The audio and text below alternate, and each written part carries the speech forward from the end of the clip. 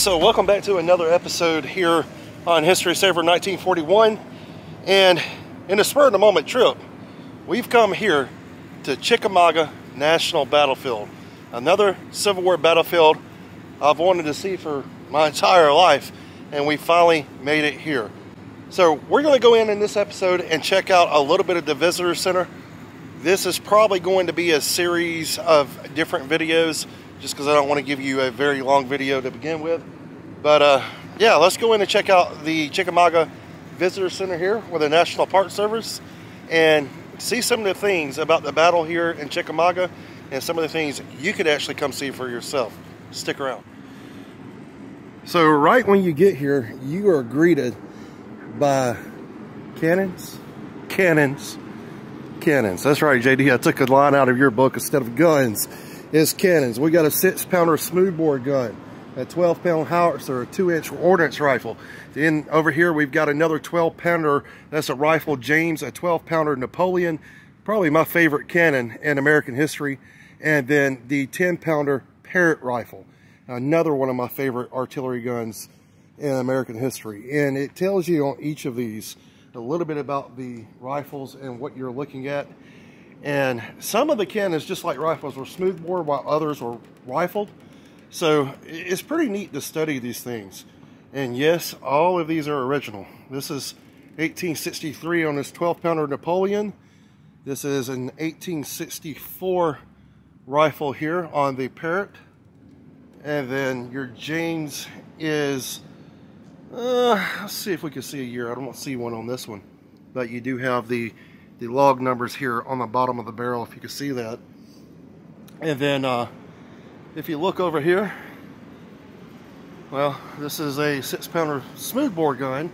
Smoothbore meaning there was no rifling inside of this like you would have in the Parrott.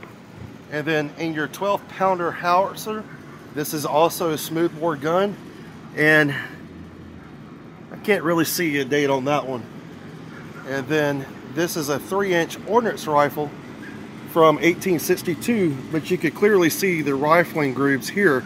So just like regular rifles, this was the same thing you had with cannons. Some were rifles, some were smoothbores. This 3-inch ordnance rifle was rifled, while a 12-pounder howitzer was not. It was smooth. And what that does is it makes the projectile spin as it comes out the barrel, giving it more accuracy, more distance. So pretty cool to see that. Alright, so we made it inside here in Chickamauga in the Visitor Center, and before I could even look at anything in here, I'm already buying books. This is, you guys generally ask me what I do to use for research. Well, my main go-tos are always these Emergent Civil War series, and this one is actually written for Chickamauga by Park Ranger William Lee White. He's actually a ranger here at Chickamauga, and you could come and talk with him yourself here. But the Emergent Civil War series, great series. You can't go wrong with it. A lot of you guys who's instrumental in the Emergent Civil War organization is also members of the American Battlefield Trust, like Chris White. So make sure you go check them out. Chris Mikowski, one of my favorite historians, both of those guys, my top favorites. But let's check out the Visitor Center here in Chickamauga, show you around.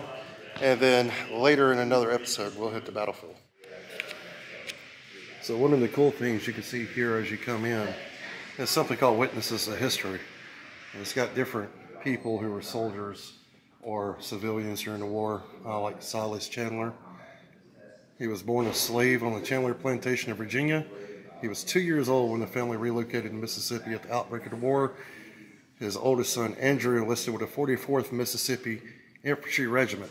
That's right, I said Mississippi.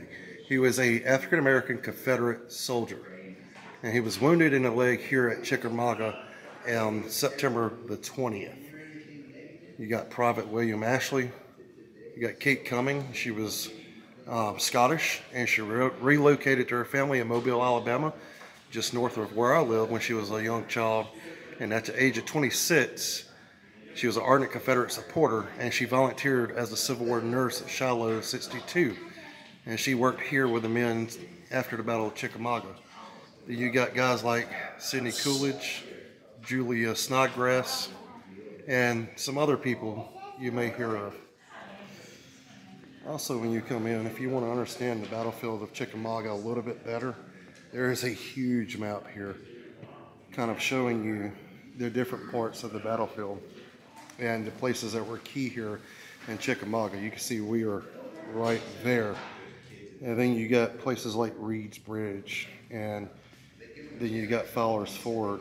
So pretty huge map of the area here at Chickamauga.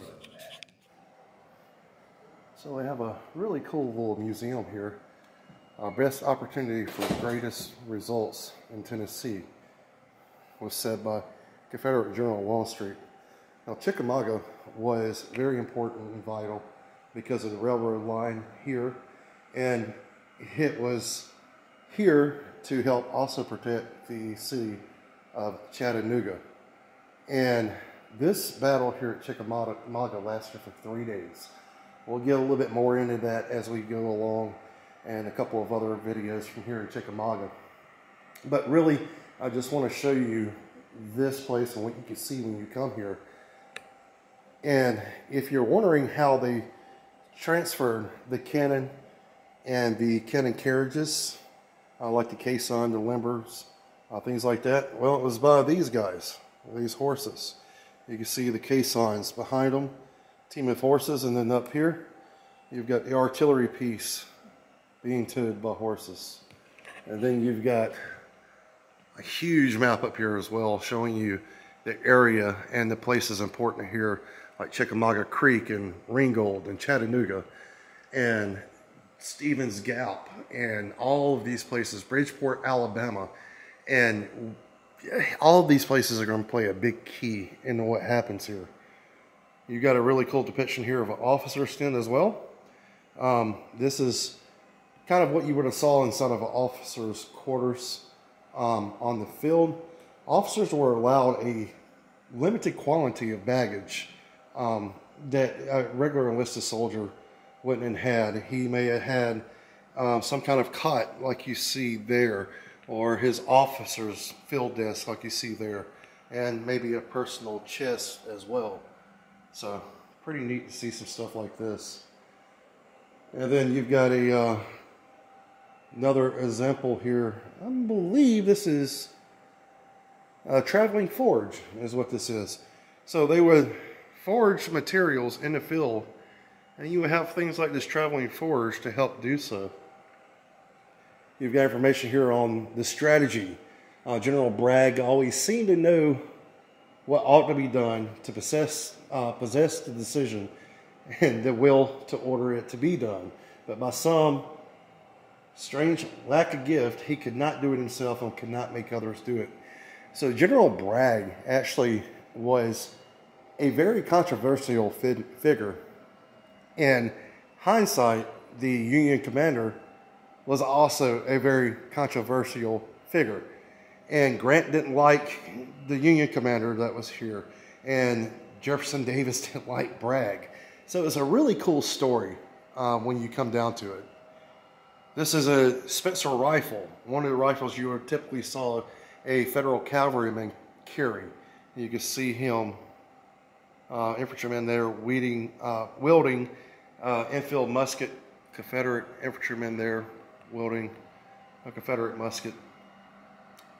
And we also have some witness wood here, a war log with some shells from the battle here at Chickamauga still inside. Really cool to see. Then over here we've got some of the other relics from the battle here in Chickamauga.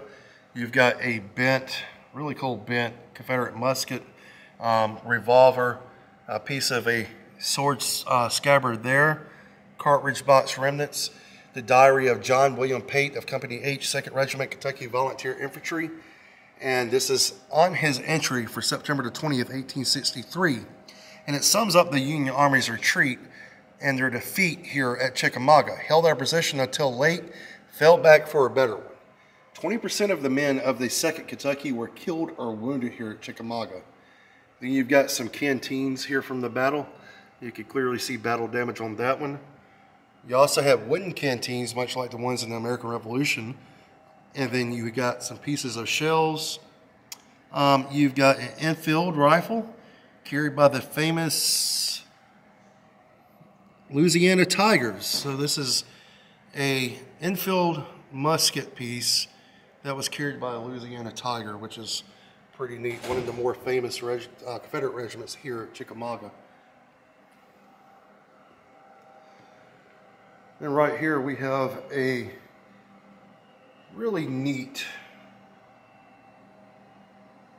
canteen from Ambrose Remley. He was a member of the 72nd Indiana Infantry from August of 462 to June of 26 of 65. This photo of him was taken sometime around 1910. And he had a journal entry from the dates of the battle here from 20th September 1863. It says, early in the morning a heavy fog was raised as if it sent to hide this sad result of the day before. Our brigade was in the same position it was the day before, but there was no infantry in sight. We thought perhaps through the negligence, I can't talk, I've been talking all day, of some officer we had been left there. But about 8 o'clock, we were ordered to fall back. So the battle here lasted for 3 days, and at the end of the battle, the carnage was absolutely devastation. This was actually the second bloodiest battle of the entire American Civil War. It was almost just as bloody as the Battle of Gettysburg and Battle of Antietam. Antietam was the single bloodiest day in the war. Gettysburg was the bloodiest 3 days, and Chickamauga ran a very close second to that. And as you enter this room, I'm going to take the words from JD from the History Underground right now. JD, forgive me. Guns, guns, guns. There is literally guns everywhere in here. And, wow, you could stay here all day long and look at different guns. You got matchlocks here, and then you've got American colonial muskets. There's a French model 1763 Charleville. You got a model 1795 musket. You guys saw us in Harper's Ferry, several Harper's Ferry muskets in here. You've got contract muskets, Pennsylvania and Kentucky rifles. It's a 1795 U.S. model musket right there. You have just, wow, rifle after rifle. This one catches my eye. This is a 1819 Hall breech loading rifle. Look at this thing. That is just absolutely crazy, and it's actually flintlock. So this is one of your first breech loaders in American history. This is another 1819 Hall breech loading rifle there. So a lot of people don't even know about those. Those are the first breech loaders in American military history. So pretty neat to see one of those up close. It is a very rare gun to come by. Then you've got a 1861 Remington here. Some carbines. You've got some 1871s. These are all post-war. But just rifles after rifles. I've never seen this many guns in one room before. This is incredible. So yeah, you come here to Chickamauga, well, you're going to see some guns, that's for sure. All right, so we're going to make our way out of the visitor center here in Chickamauga. We're going to hit the battlefield. You'll see that on the next episode. So tune into that one, and we'll have it up at some point. Till then, you can check out the History Underground Project Pass. He's got a lot of cool stuff coming from somewhere in this area, so make sure you check him out. History Underground has some very cool videos from this area as well. Check out JD there. Tell him I sent you. And we'll see you on the next episode here. Until then, keep preserving history, stay safe, and let me get out of here before I spend all my money.